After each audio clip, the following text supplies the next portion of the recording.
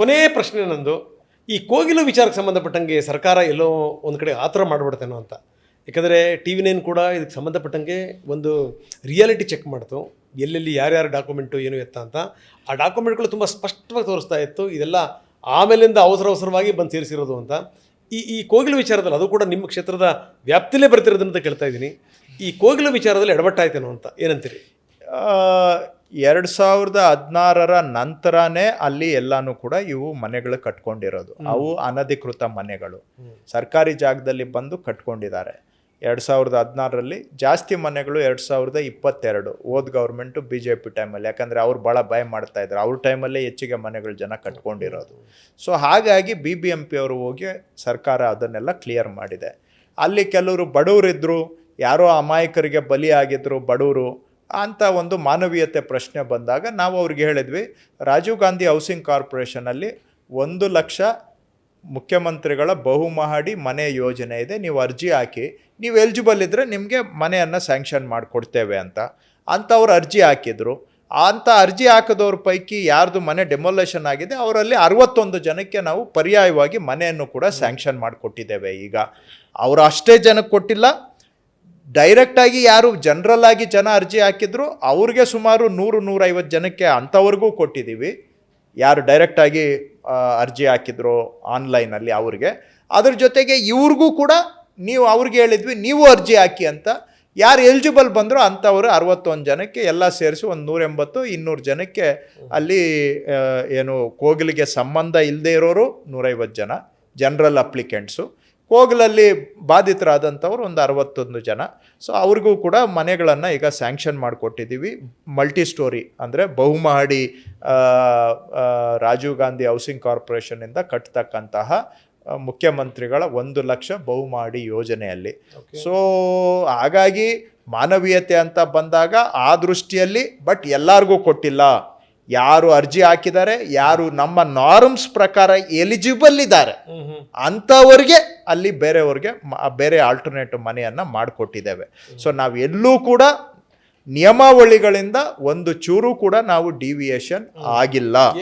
ಎಲ್ಲೋ ಕಡೆಗೆ ಕೇರಳದ ಒತ್ತಡ ಜಾಸ್ತಿ ಆಯ್ತು ನಿಮ್ಮಗಳ ಮೇಲೆ ಅಂತ ಅದು ಏನೋ ಅದು ಆ ರೀತಿ ಉಲ್ಲೇಖ ಮಾಡ್ತಾರೆ, ಅದು ಏನು ಬೇಕೋ ಚರ್ಚೆಗಳಾಗ್ತವೆ. ಆ ಚರ್ಚೆಗಳು ಏನಾನ ಆಗಲಿ, ನಾವು ಮಾಡೋ ಕೆಲಸದಲ್ಲಿ ನಾವೇನಾದರೂ ಡಿವಿಯೇಷನ್ ಮಾಡಿದರೆ ಅದಕ್ಕೆ ನಾವು ಜವಾಬ್ದಾರಿ ಆಗಿಲ್ಲ. ಓಕೆ, ಎಲ್ಲರಿಗೂ ನಾವು ಮನೆ ಕೊಟ್ಟಿಲ್ಲ. ಯಾರು ಎಲಿಜಿಬಲ್ ಇದ್ದಾರೆ, ಯಾರು ಅರ್ಜಿ ಹಾಕಿದ್ದಾರೆ, ಎಲಿಜಿಬಿಲಿಟಿ ಪ್ರಕಾರ ಅವರಿಗೆ ಮನೆಯನ್ನು ಕೊಟ್ಟಿದ್ದೀವಿ. 61 ಜನ ಅಷ್ಟೇ, ಮತ್ತೇನು ಮುಂದುವರಿಯಲ್ಲ. ಇಲ್ಲ, ಈಗ ಸದ್ಯಕ್ಕಂತೂ ಕ್ಲೋಸ್ ಆಗಿದೆ. ಉಳಿದವ್ರಿಗೆ ಹೇಳಿದ್ದೀವಿ ನೀವು ಅರ್ಜಿ ಹಾಕಿ, ನೀವು ಎಲಿಜಿಬಲ್ ಆದರೆ ನಿಮಗೂ ಕೊಡ್ತೇವೆ. ಉಳಿದವ್ರಿಗೂ ಹೇಳಿದ್ದೀವಿ. ಯಾಕಂದರೆ ಬೇರೆಯವರಿಗೆ ಆ ಇರೋ ಹಕ್ಕು ಇವ್ರಿಗೆ ನಾವು ಇಲ್ಲ ಅಂತ ಹೇಳಲಿಕ್ಕೆ ಆಗೋದಿಲ್ಲ. ಕರೆಕ್ಟ್?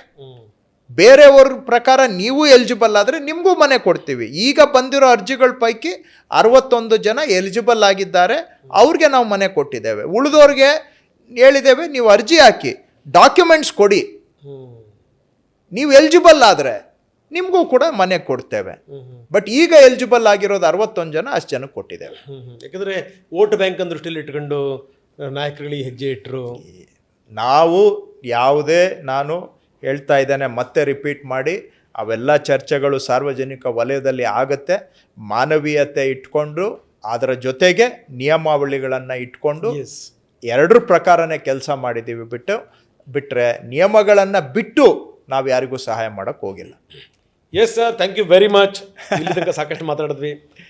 ನಾನು ಕೊನೆಯದಾಗ ಒಂದು ಮಾತನ್ನು ಹೇಳಲೇಬೇಕು, ಇದು ಮುಖಸ್ತುತಿ ಅಲ್ಲ, ಸತ್ಯವಾದ ಮಾತು. ಏನು ಅಂದರೆ, ಈ ಹಮ್ಮು ಬಿಮ್ಮುಗಳು ರಾಜಕಾರಣದಲ್ಲಿ ತುಂಬಿ ತುಳುಕ್ತವೆ ಕೃಷ್ಣ ಬೈರೇಗೌಡರೆ.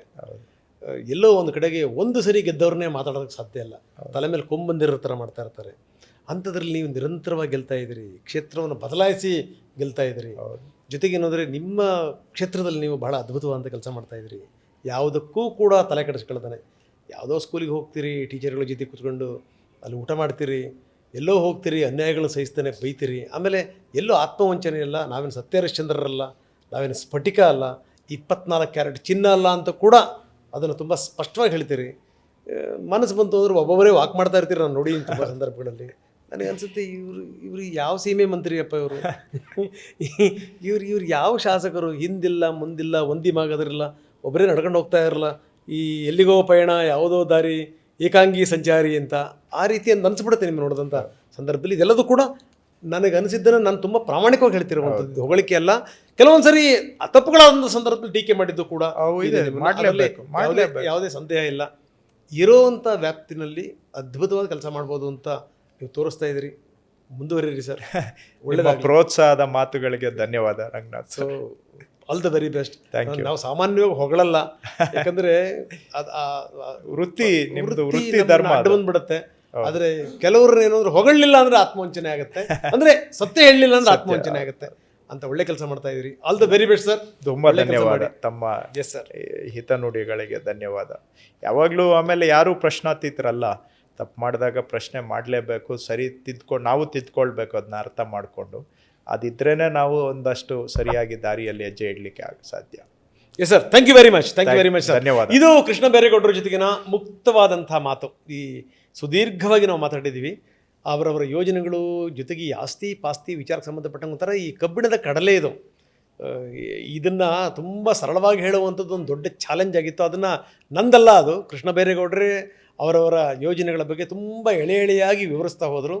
ಜೊತೆಗೆ ಎಲ್ಲೆಲ್ಲಿ ತಪ್ಪುಗಳು ಒಪ್ಪುಗಳು ತಿದ್ಕೊಂಡು ಹೋಗುವಂಥ ಬಗೆ, ಜೊತೆಗೇನು ಅಂದರೆ ನೀವು ಕೂಡ ನಿಮ್ಮ ಸಜೆಷನ್ಗಳನ್ನು ಮುಕ್ತವಾಗಿ ಕೊಡ್ಬೋದು ಅನ್ನೋದನ್ನು ಕೂಡ ಹೇಳಿದರು. ಬಹುಶಃ ಈ ಸಂಚಿಕೆ ಇಷ್ಟವಾಗಿದೆ ಅಂತ ಭಾವಿಸ್ತೀನಿ. ಮುಂದಿನ ದಿನಗಳಲ್ಲಿ ನಾನು ಮತ್ತೊಬ್ಬ ನಾಯಕನ ಜೊತೆಗೆ ಹೊಸ ಸಂಚಿಕೆಯನ್ನು ಹೊತ್ತು ನಿಮ್ಮೆದುರುಗಡೆ ಬರ್ತೀನಿ. ನಮಸ್ಕಾರ.